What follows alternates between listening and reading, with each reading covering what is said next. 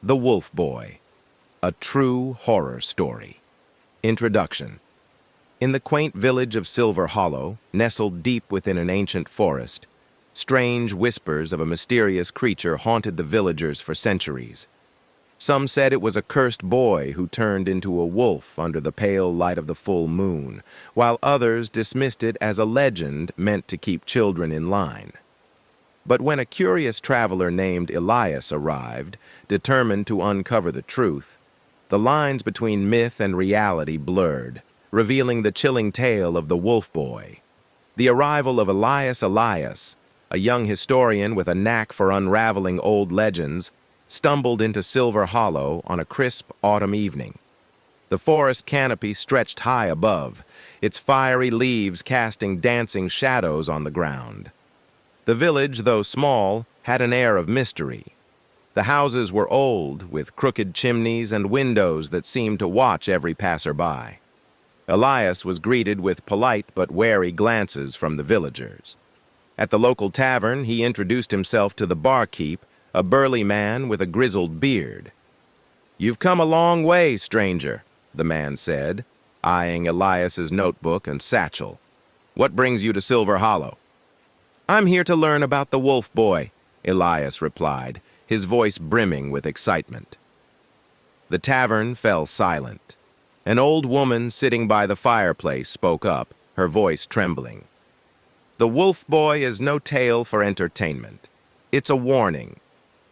Undeterred, Elias pressed on. "Please tell me more."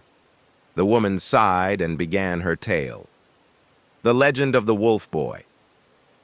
Many years ago, the forest surrounding Silver Hollow was said to be enchanted. A young boy named Adrian lived on its edge with his parents. Adrian was an adventurous soul, often wandering into the woods despite his parents' warnings. One day, he stumbled upon an injured wolf. Its fur was silver, and its eyes glowed with an unnatural light.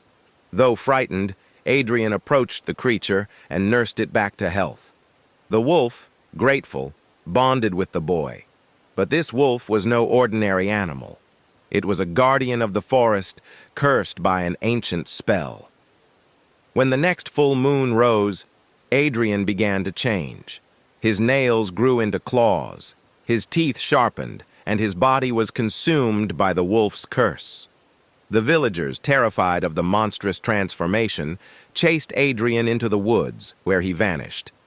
They claimed to hear his howls on moonlit nights, and livestock began to disappear.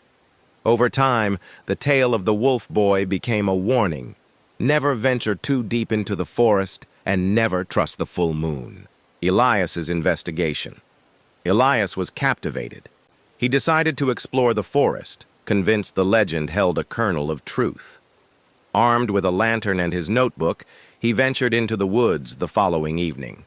The forest was eerily silent, save for the crunch of leaves beneath his boots.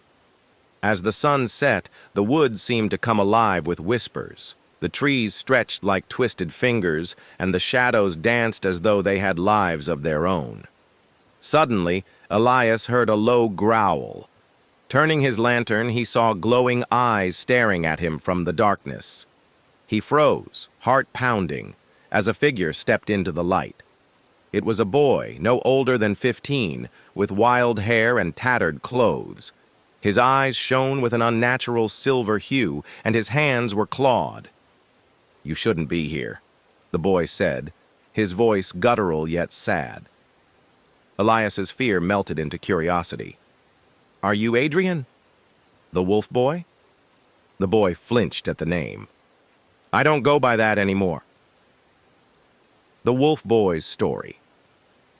Adrian revealed that the curse was not just physical, but spiritual. The wolf spirit inside him craved violence, but his human heart resisted.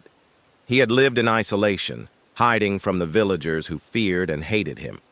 Elias, moved by Adrian's plight, promised to help break the curse.